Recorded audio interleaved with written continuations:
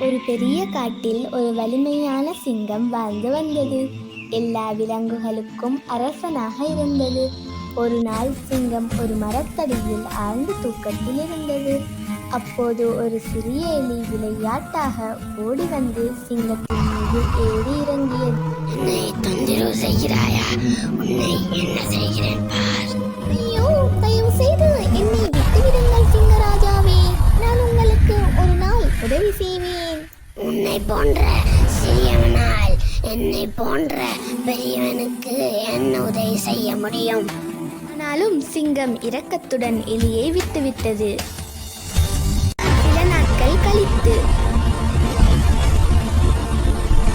சிங்கம் காட்டில் உலாவிக் கொண்டிருந்த போது ஒரு வேட்டைக்காரனின் பெரிய வலையில் சிக்கிக் கொண்டது. எவ்வளவு முயன்றும் தப்பிக்க முடியவில்லை.